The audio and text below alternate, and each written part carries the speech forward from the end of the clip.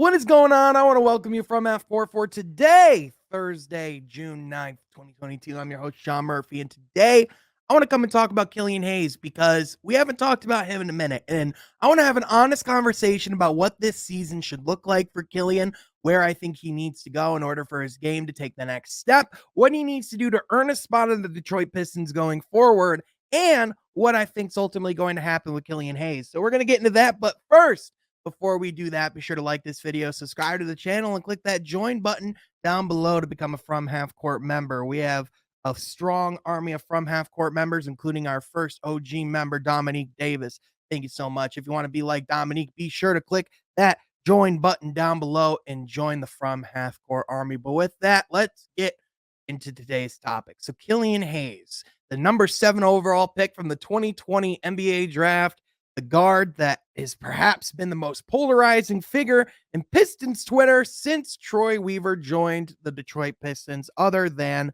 Dwayne Casey. And in my opinion, I think Killian Hayes has shown a lot of things to be optimistic about. Now, obviously, Killian hasn't lived up to that number 7 overall pick billing just yet, but I think some of that is his injury history that we've seen, right?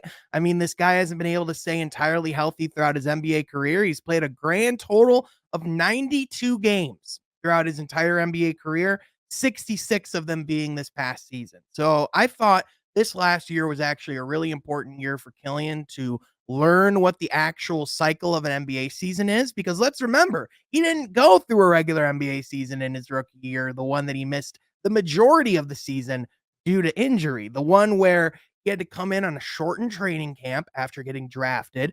He had to come in and play in NBA stadiums that were completely empty. There was no media circuit. So Killian had to come in and learn all that this season. And I thought that as the season went on, I thought that he got better. And obviously, there were nights at the beginning of the year where it was alarming. I mean, Killian's aggressiveness is the number one top of conversation at all times, especially on the offensive end. And when going into this upcoming season, that's going to be the first thing that we're going to need to see. Now, obviously, there was that game where Killian had 26-7 against the Oklahoma City Thunder towards the end of the season, and we were all really impressed and happy with that.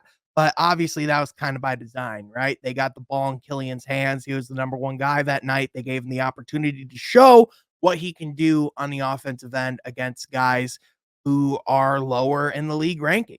And I think it was an opportunity for Killian to get some confidence as well, and to have that feeling of what it's like to cook in an offensive game, because he hasn't been able to do that much as a pro. And going into next year, that's going to be the thing that has to change. Killian over his career has been a 6.9 point per game guy on 38% shooting. That's very low offense on very low efficiency. And so going into this next season, he's going to have to be able to become a guy who can average at least 10 points on 50% from the field. I mean, if you're going to be a guy, especially coming off the bench in this renewed role that you're in, where you're kind of running our offense for that second unit, you're going to have to be able to come out and be someone that we can trust on the offensive end. And it's never been a problem with Killian as far as his ball handling. It's never been a problem with Killian as far as his ability to play make. We all know that he can get the ball to other guys. And we know that if he can create his own offense, that he's already well on his way to having a spot in this league, because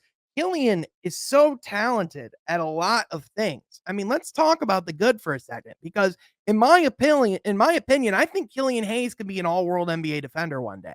I mean, the guy has the intangibles to be that. 6'5", 195 pounds, has a great wingspan, has the ability to guard multiple positions, multiple defenders. He's growing into his body. He's more strong. He's more stout.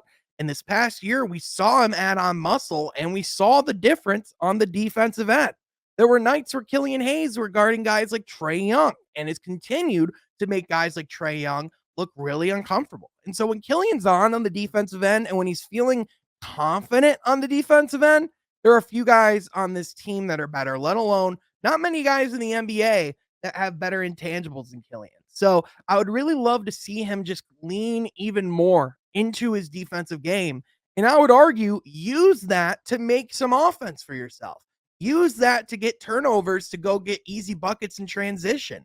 Use that as an opportunity, because you have the athleticism to cause turnovers in the transition. you have the physicality to cause turnovers in the transition. And so those are the types of things that, in my opinion, can make Killian's game even easier for him. Because when you're going into a season where it is very much a prove it year for Killian Hayes, because it is very much a prove it year for Killian Hayes, those are the type of things that can elevate your game and bring it to the next level, especially when you're talking about a guy who's had such a hard time in the half court creating his offense. That's a way that you can just make it even easier on yourself. But in addition, you're going to have to be able to hit the shots that you get wide open as well. You're going to have to improve that jump shot because 26% from beyond the arc, dog, not going to cut it in the NBA, especially when you're only attempting it 1 or 2 times a game. And so he has the ability to hit threes. We've seen it. And he doesn't have a bad shooting motion. Fundamentally, his shot's not bad at all. I honestly do think a lot of it is just mental, and a lot of it's just learning who he is as a player, but also as a person.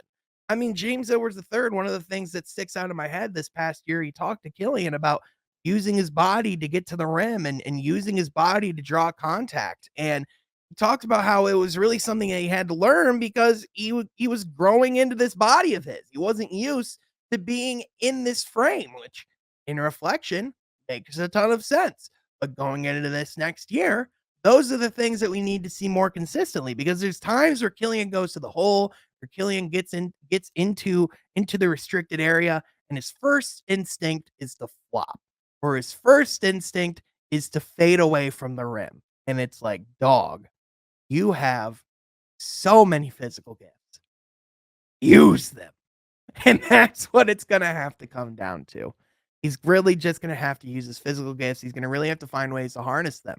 And going into this next year, let's have a conversation about what's at stake for Killian Hayes. Because not only is his time with the Detroit Pistons at stake, his time in the NBA is at stake because there have not been a lot of things that have been very pretty. And so going into this next year, I really do think he can earn more time with the Detroit Pistons. But what is that going to take? First of all, it's going to have to take him being NBA level on the offensive end. And we've talked about this before.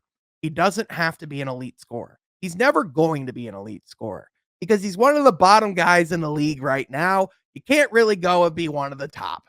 So with that, you don't really want to expect that of him. However, if he can get to a point where he averages 10, 12, even 14 points one day on 50%, 45% from the field, someone that can shoot high 30s in the 3-point range, that's going to be enough to keep him on the court because at that point, you at least have to respect his offensive game. Whereas now, you don't have to respect anything about it at all. I mean, really, the only thing you have to respect is his driving ability.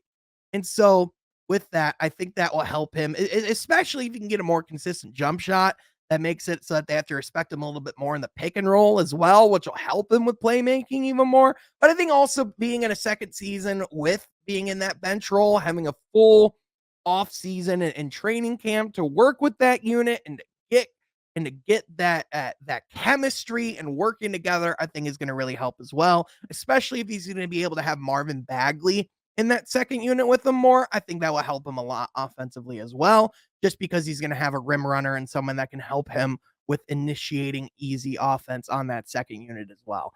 I also think a lot of it's just going to come down to he's going to have to showcase what he is defensively right now. Because if he is a guy that can make all-world defensive plays on a consistent basis, that's another way that you can earn a contract in this league. We see the importance of guys like Drew Holiday in the NBA Finals this past year. We see the Boston Celtics with Marcus Smart right now.